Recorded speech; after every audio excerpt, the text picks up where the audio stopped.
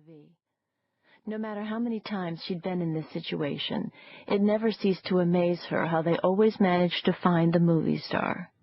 Despite all her years in the movie business, she still couldn't understand how the stars handled the attention, and knew she'd never be able to, or, more importantly, want to, deal with it herself.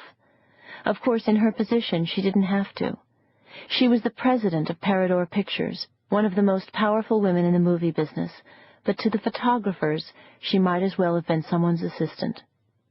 Wendy turned back to the SUV, unconsciously tugging on her black Armani jacket. She lived in black Armani separates, and, she suddenly realized, hadn't actually gone shopping in 2 years. This was probably inexcusable, given that one of her best friends was the fashion designer Victory Ford.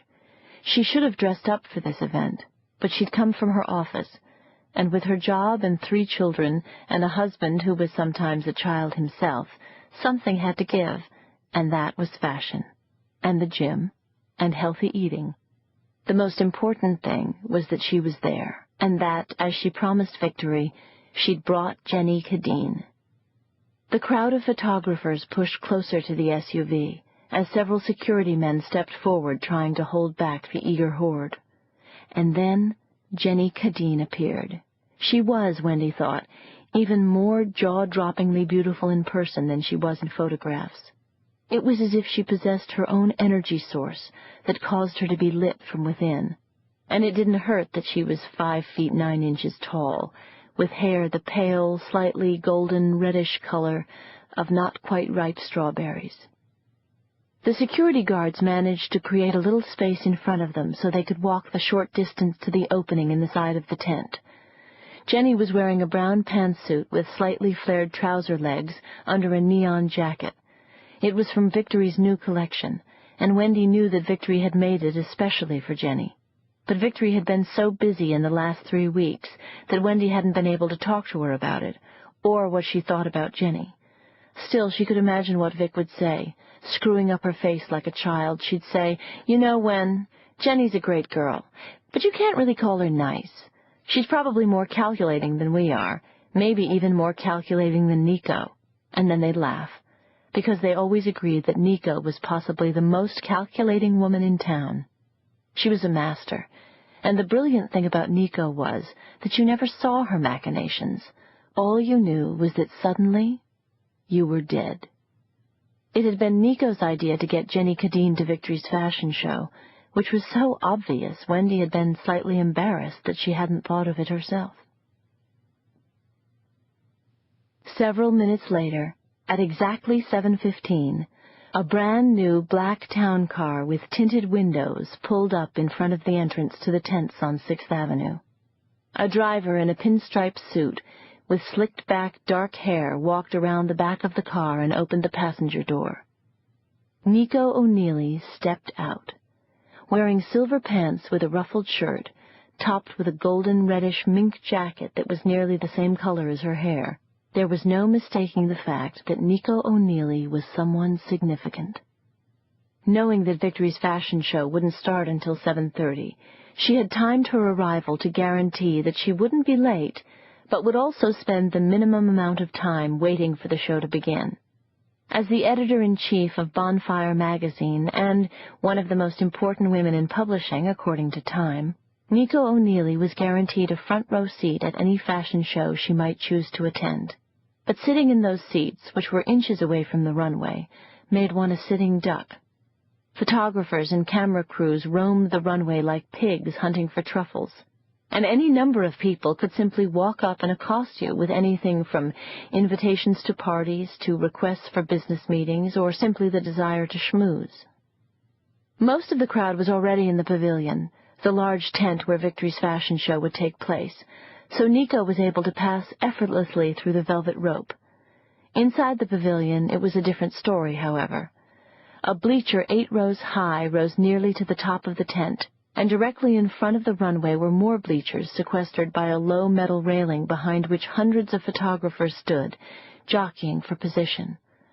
On the runway itself, which was covered in plastic, the scene resembled a giant cocktail party. A young woman suddenly appeared at her side, "Hi, Nico," she said brightly as if they were old friends. "Can I show you to your seat?" Nico sat down gratefully. She glanced to her right to see who was seated next to her, and was happy to see that the card read Wendy Healy, her other best friend. This was a plus. She hadn't seen Wendy for at least a month since the middle of summer, before both of their families took their vacations. Looking idly at the name card to her left, she suddenly froze. Kirby Atwood, it read. She quickly turned her head away, feeling dizzy, guilty, excited, and confused all at once. She hadn't even thought about him for at least a month, but seeing his name now suddenly brought back the memory of that moment in the bathroom at the nightclub Bungalow 8. That had been at least 3 months ago. Kirby Atwood was a well-known male model, whom she had met at an after-party Bonfire was sponsoring. She'd been standing by herself at the bar when Kirby had walked over to her and smiled.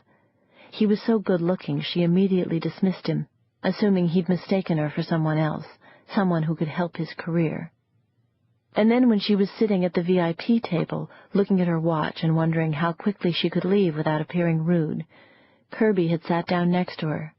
He was really very sweet, and had fetched her a drink, and after talking to him for 5 minutes, she'd begun thinking about what it might be like to have sex with him. She knew she was in dangerous territory, and not wanting to risk making a fool of herself, got up to go to the bathroom. And Kirby followed her, right into the bathroom and into the stall. It was pathetic, but those few minutes in the bathroom stall had been some of the best moments of her life. For weeks after, she kept thinking about it. The way his dark hair looked on his forehead, the exact color of his full lips, and how those lips had felt on her mouth, soft and smooth and wet. Her husband Seymour always puckered his mouth and gave her dry little kisses. Her whole face felt like it was being enveloped in those lips. Her legs literally went weak, and she couldn't believe she could still feel that way. At 42. Like a teenager. Thankfully, nothing had happened after that. Kirby had given her his phone number, but she'd never called. She would say hello to Kirby as if he were a casual acquaintance, which is what he was, and she would watch the fashion show and go home. But then Kirby appeared in front of her. "Hey!" he exclaimed loudly and enthusiastically, as if he were more than pleasantly surprised to see her. She glanced up, planning to keep a cool, disinterested look on her face.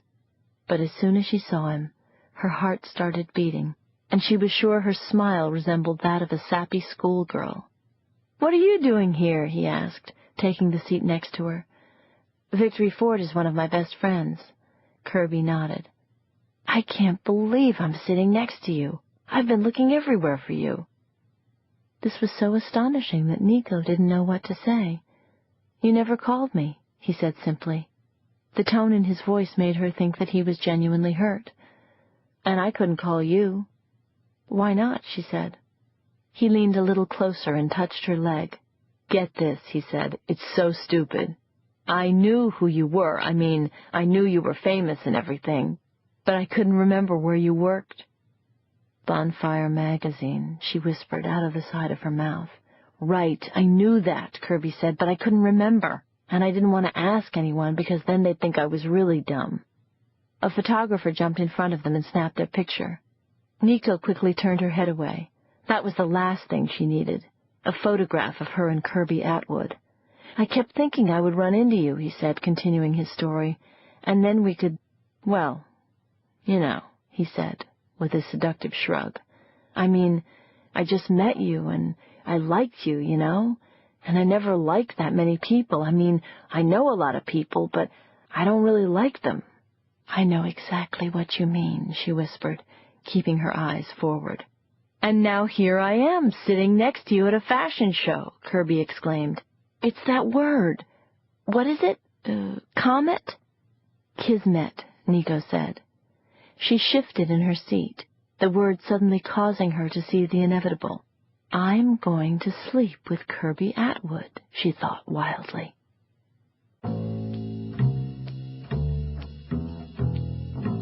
The splendors of Fashion Week had come and gone, and the city had settled into its usual routine of work, work, and more work.